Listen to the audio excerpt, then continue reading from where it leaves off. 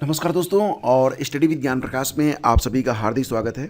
तो दोस्तों यहाँ पर NIOS DLED के बारे में सुप्रीम कोर्ट से जो निर्णय आया था 28 नवंबर को, उसके बाद NIOS DLED को लेकर भूचाल मचा हुआ है। बहुत जगहों से NIOS DLED के जो अभ्यर्थी हैं वो परेशान हैं। उनको फ़िलहाल तो अब सुप्रीम कोर्ट का जो आदेश है उसको मानते हुए बाहर किया जा रहा है।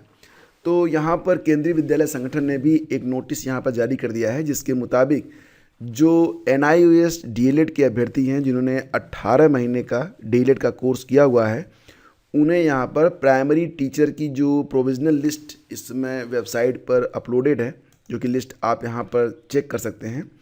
तो इस लिस्ट को फिर से रिव्यू करने की बात की जा रही है और ये कहा जा रहा है कि जो ऐसे यहाँ पर अभ्यर्थी हैं जिन्होंने DLED किया हुआ है NIOS से, मतलब 18 महीने वाला, उनको जो है बाहर कर दिया जाएगा। साथ ही साथ एक न्यूज़ यहाँ पर और भी आ रही है जो कि बहुत ही इंपॉर्टेंट है। ये न्यूज़ आ रही है यहाँ पर बिहार से, 18 माह के DLED वालों की नियुक्ति पत्र पर रोक। तो राष्ट्रीय मुक्त विद्यालयी शिक्षा संस्थान यानी कि NIOS से 18 माह के DLED करने वालों को नियुक्ति पत्र पर केंद्रीय विद्यालय संगठन ने रोक लगा दी है। KVS ने यहाँ पर रोक लगा दी है। इसके बारे में नोटिस भी जारी कर दी गई है। यह निर्णय KVS ने सुप्रीम कोर्ट का आदेश आने के बाद लिया है। यहाँ पर दोस्तों क्या मामला था कि केंद्रीय विद्यालय संगठन द्वारा बिहार के 53 केंद्रीय विद्यालयों में 97 प्राथमिक शिक्षकों की नियुक्ति होनी है। 30 नवंबर को आयोजित रोजगार मेला में इन्हें नियुक्ति पत्र देना है।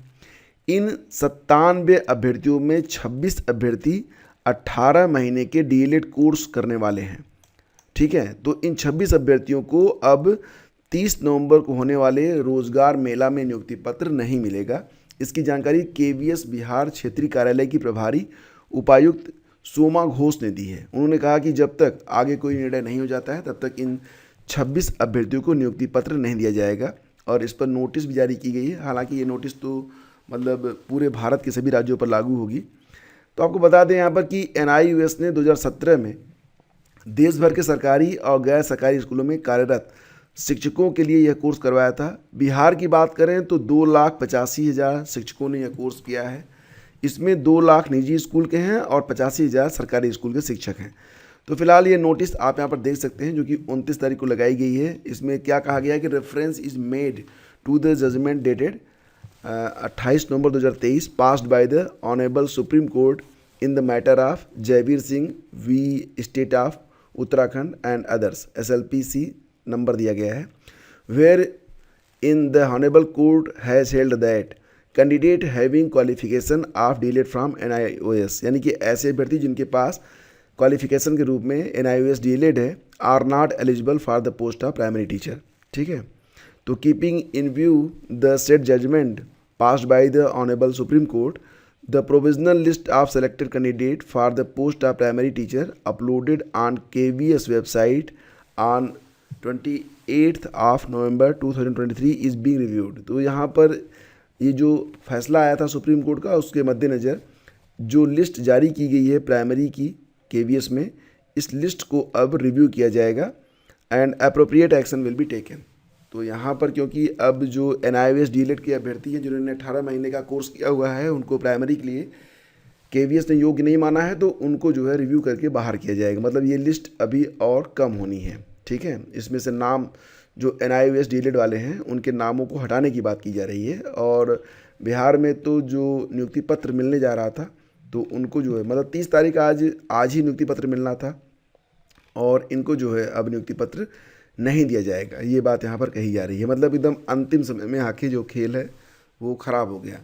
शायद इसी को किस्मत कहते हैं फ्रेंड्स। और आपने देखा था BED के साथ भी कुछ ऐसा ही हुआ था।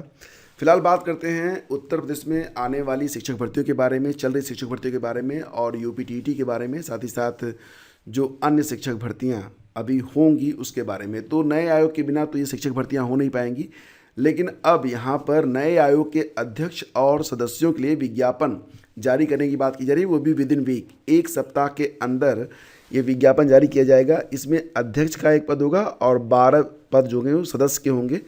तो यहाँ पर जो विज्ञापन जारी किया जाएगा उसके लिए 21 से 25 दिन का समय दिया जाएगा। इसके बाद सर्च कमेटी आवेदनों की स्क्रीनिंग करेगी। अध्यक्ष के एक पद के लिए 5 नाम और सदस्य के एक पद के लिए 3 नाम, यानी कि कुल मिला के 5 नाम अध्यक्ष के लिए और 36 नाम सदस्यों के लिए छांटे जाएंगे। बाद में अध्यक्ष पद के लिए छांटे गए 5 में से किसी एक को और सदस्य पद के लिए 36 में से 12 लोगों को चयनित किया जाएगा। तो यहाँ पर जो मुख्यालय बन रहा है, कहाँ पर बन रहा है? प्रयागराज के उत्तर प्रदेश माध्यमिक शिक्षा सेवा चयन बोर्ड का जो परिसर है वही आयोग का मुख्यालय होगा।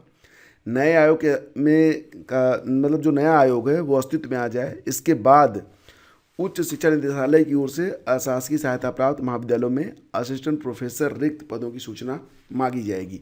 मतलब नए विज्ञापन की तैयारी भी चल रही है, साथ साथ जो पुराने विज्ञापन हैं उस पर भी काम चलेगा। फिलहाल तो बहुत सारे पद हैं, बहुत सारी भर्तियां हैं जो कि पेंडिंग में हैं, और यहाँ पर जो अंतिम मसला है वो यही है कि नया आयोग अतिशीघ्र गठित हो। नए आयोग के अस्तित्व में आते ही सबसे पहले लंबित पड़ी शिक्षक भर्तियां शुरू होंगी, मतलब टीजीटी पीजीटी होगी जो आवेदन लिए गए थे। इसके बाद असिस्टेंट प्रोफेसर के लिए जो विज्ञापन संख्या 51 जारी किया गया था, उसके बाद फिर जो है आगे नई भर्तियां होंगी, फिर यूपीटीटी होगी, देन आफ्टर नई भर्तियां होंगी। तो फिलहाल चलिए आप लोगों के लिए यहाँ पर एक अच्छी खबर है कि उत्तर प्रदेश में भी अब नए आयोग के गठन के बारे में फिर से सक्रियता बढ़ी है। और फ्रेंड्स, यहाँ पर उच्च शिक्षा निदेशक पद के योग्य नहीं, न्यायालय को हल्के में लेने वाले अफसरों का हल निकालें वरिष्ठ अधिकारी। तो यहाँ पर फिलहाल जो मामला निकल के सामने आ रहा है वो बहुत ही अजीब है।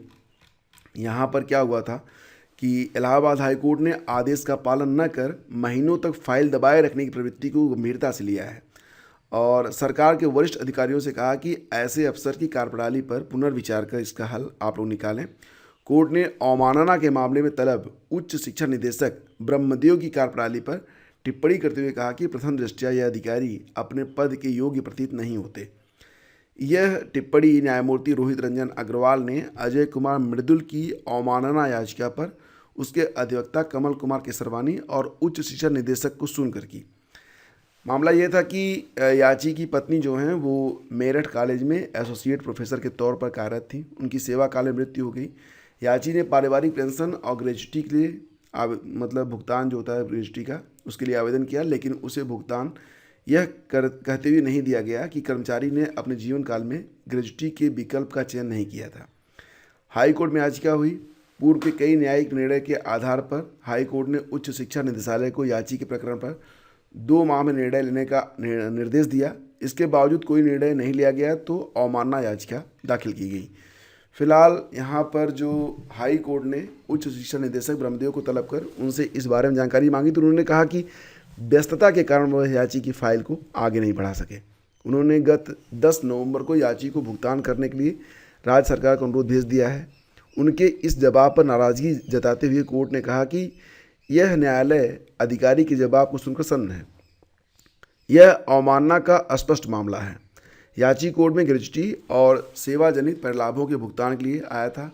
उसे न सिर्फ याचिका दाखिल करनी पड़ी बल्कि उस पर हुए आदेश के पालन के लिए अवमानना याचिका दाखिल करने पर भी विवश होना पड़ा। तो इस प्रकार से यहाँ पर जो कार्यप्रणाली है अफसरों की, उससे कोर्ट भी फिलहाल खफा है। तो फ्रेंड्स, ये थी आज की न्यूज अपडेट। अगर सेशन आपको पसंद आया तो प्लीज़ लाइक और शेयर कर दें, और अगर आप तैयारी कर रहे हैं बिहार शिक्षक भर्ती के बारे में तो प्रतिदिन आपको बिहार शिक्षक भर्ती से संबंधित कुछ स्पेशल वीडियोज़ इस चैनल पर उपलब्ध करवाए जाते हैं, तो उसको ज़रूर वॉच किया करें। इसके लिए अगर आपने अभी तक चैनल को सब्सक्राइब नहीं किया है तो अभी सब्सक्राइब कर लें। मिलते हैं आपसे अगले वीडियो में। आज्ञा दीजिए, नमस्कार, जय हिंद। और हाँ, कल मैंने बिहार स्पेशल कुछ बहुत ही महत्वपूर्ण करंट अफेयर के प्रश्न यहाँ पर अपलोड किए थे, उसको आप लोग ज़रूर देखिएगा क्योंकि ये बहुत ही इंपॉर्टेंट है और ये बिल्कुल आपके कोर्स के मुताबिक है। तो देखते रहिए और सीखते रहिए। Thank you.